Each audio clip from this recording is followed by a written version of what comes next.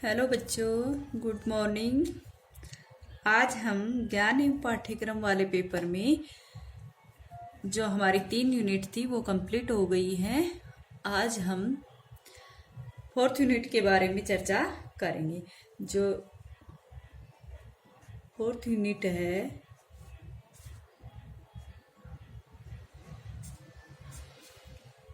उस यूनिट में सबसे पहला जो अपना टॉपिक है वो है बालकों का ज्ञान निर्माण।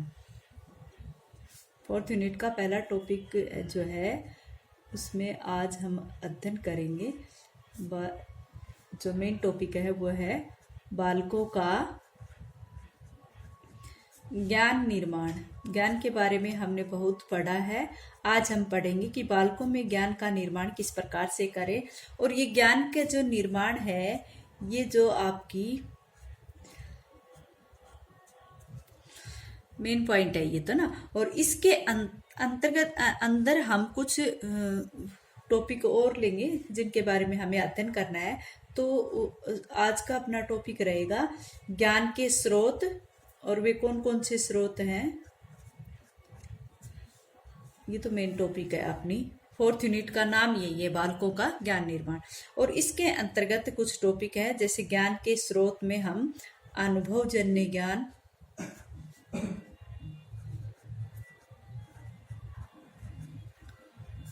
अनुभवजन्य ज्ञान बनाम खोज परक ज्ञान। क्या है? खोज परक ज्ञान।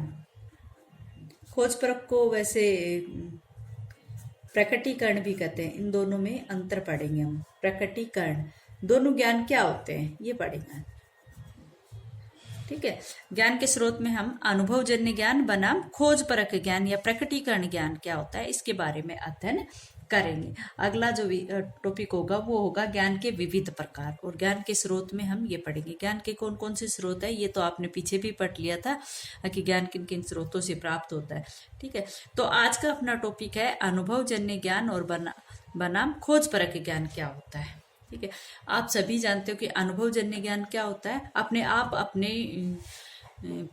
शब्दों से भी, अपने शाब्दिक अर्थ में भी ये हमें स्पष्ट करा रहा है कि अनुभवजन्य ज्ञान क्या होता है, जिसको अनुभव किया जाता है। और हमारे जो ज्ञान का जो भंडारण है वो बहुत अधिक हम अनुभव करके ही प्राप्त कर रहे हैं। और वो अनुभवजन्य ज्ञान जो है वो किससे प्राप्त होता है? जो हमारी ज्ञान की इंद्रियां हैं उनके माध्यम से हम अनुभव करके ज्ञान प्राप्त किए। हमारी जो शिक्षण प्रक्रिया है उसमें अनुभवजन्य ज्ञान में प्रकटीकरण का ज्ञान जो है विशेष महत्व रखता है। यह अनुभवजन्य ज्ञान और ये प्रकटीकरण वाला ज्ञान जो है वो अधिक महत्व रखता है। इसके अभाव में एक अध्यापक जो है वो अपना अध्ययन या अध्यापन का कार्य पूर्णता से नहीं कर पाता है। ठीक है। तो एक अध्यापक के रोल के लिए, एक अध्यापक की भूमिका के लिए उसको अनुभवजन्य ज्ञान या प्रकटीकरण ज्ञान की आवश्यकता पड़ती है। तो अनुभवजन्य ज्ञान कौन सा होता है? जो हमें अपनी 5 ज्ञान इंद्रियों के माध्यम से प्राप्त होता है अनुभव करके। ठीक है। और 5 ज्ञान इंद्रियां कौन कौन सी होती है आप सभी जानते हो। जैसे ज्ञान इंद्रियां कौन कौन सी होती है?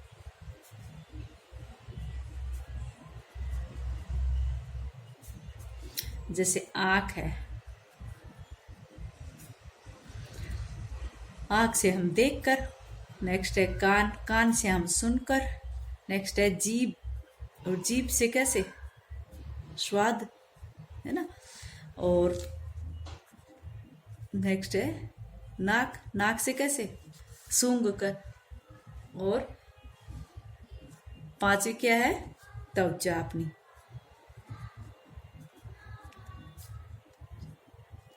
इससे स्पर्श करके ना। तो ये जो हमारी 5 ज्ञान इंद्रियां हैं इनसे हम अनुभव करते हैं। आंख जो है वो देख कर रही है, कान सुनकर, जीभ जो है वो स्वाद से स्पर्श करके, और नाक जो है वो सूंघकर, त्वचा जो है स्पर्श करके ना, स्पर्श करके।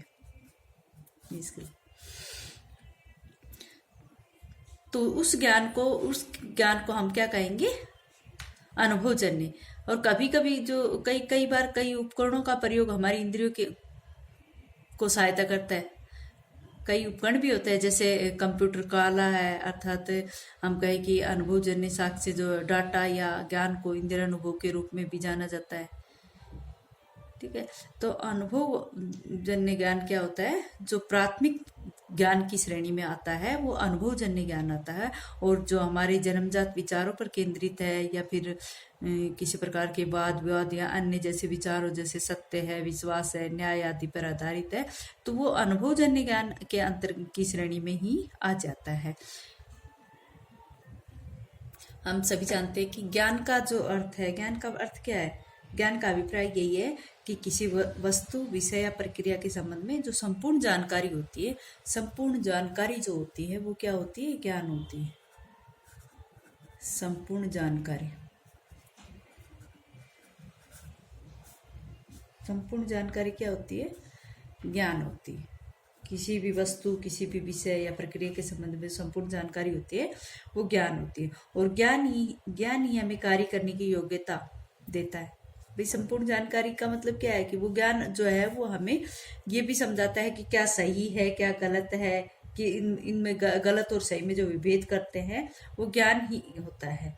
ठीक है, तो ज्ञान प्राप्त करने की जो हमारी इंद्रियां हैं उनके माध्यम से भी हम इस भौतिक जगत का ज्ञान प्राप्त करते हैं। हमारी जो इंद्रियां हैं उनके माध्यम से हम भौतिक जगत का ज्ञान प्राप्त करते हैं, और वो ही ज्ञान अनुभवजन्य ज्ञान कहलाता है।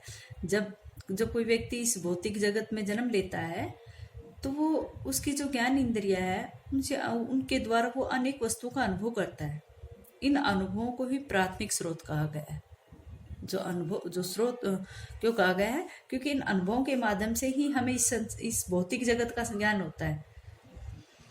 ठीक है, वह कोई भी व्यक्ति है वो अपनी ज्ञान इंद्रियों का विभिन्न क्रियाएं करता है, ज्ञान इंद्रियों से विभिन्न क्रियाएं करता है, जैसे स्पर्श करता है या देख कर या सूंघ कर या स्वाद कर, संवाद लेकर।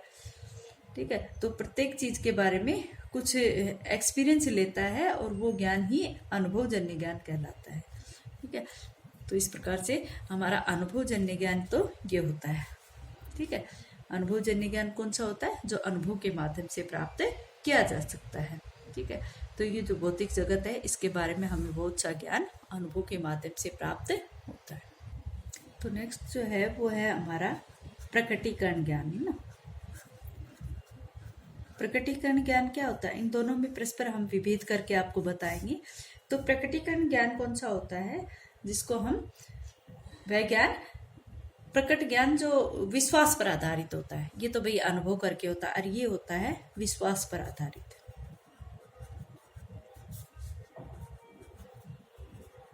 और अधिकतर विश्वास पर आधारित ज्ञान। ठीक है, हमें जो ज्ञान प्राप्त होता है, किसी भी व्यक्ति को जो ज्ञान प्राप्त होता है वो तीन तरह से माना गया है, कि अनुभव के माध्यम से या व्यवहार के माध्यम या फिर विश्वास के माध्यम से या व्यवहार माध्यम से। ठीक है, तो प्रकट ज्ञान जो है वो विश्वास पर आधारित होता है।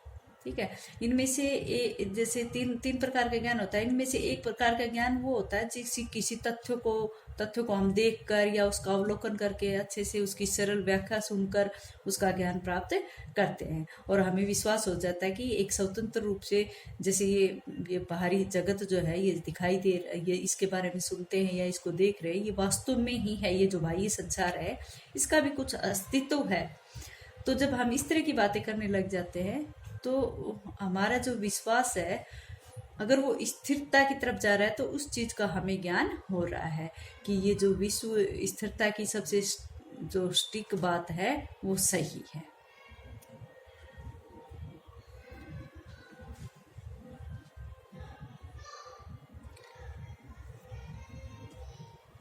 हम यहाँ पर जो अपना अनुभवजन्य ज्ञान है, अनुभवजन्य ज्ञान और अनुभवजन्य ज्ञान व प्रकटीकरण ज्ञान, इन दोनों के अंदर अंतर करके इस ज्ञान को और अच्छे से समझ सकते हैं। प्रकटीकरण ज्ञान क्या होता है और अनुभवजन्य ज्ञान क्या होता है। ठीक है, तो सबसे पहले हम कहेंगे कि जो अनुभव ये हमें भौतिक अनुभव से प्राप्त होता है। अनुभवजन्य ज्ञान है ना, ये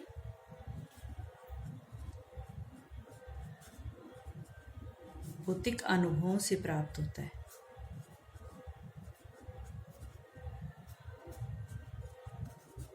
और ये जो ज्ञान है ये किससे प्राप्त हुआ है? ये आत्मिक चेतना से, क्योंकि इसमें विश्वास किया जाता है, ये विश्वास पर आधारित है ना। तो आत्मिक चेतना से, आत्मिक चेतना द्वारा प्राप्त ज्ञान। अनुभवजन्य ज्ञान क्या है? वो भौतिक अनुभवों से प्राप्त होता है, और प्रकटीकरण ज्ञान जो है वो आत्मिक चेतना से प्राप्त होता है। ठीक है। और हम कहेंगे कि ये जो ज्ञान है अनुभवजन्य ज्ञान है, अनुभवजन्य ज्ञान है, इसमें किसी औचित्य का,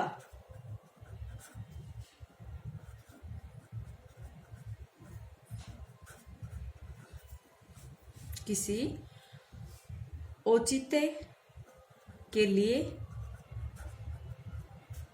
साक्ष्यों की आवश्यकता होती है। किसी भी प्रकार का कोई औचित्य देना हो तो उसमें साक्ष्यों की आवश्यकता होती है। औचित्यों की आवश्यकता होती है।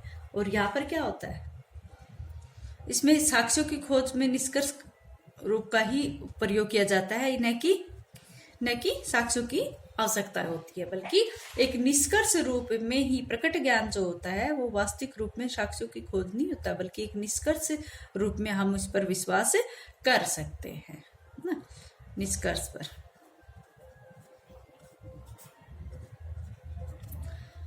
चलो आगे कल करवाएंगे।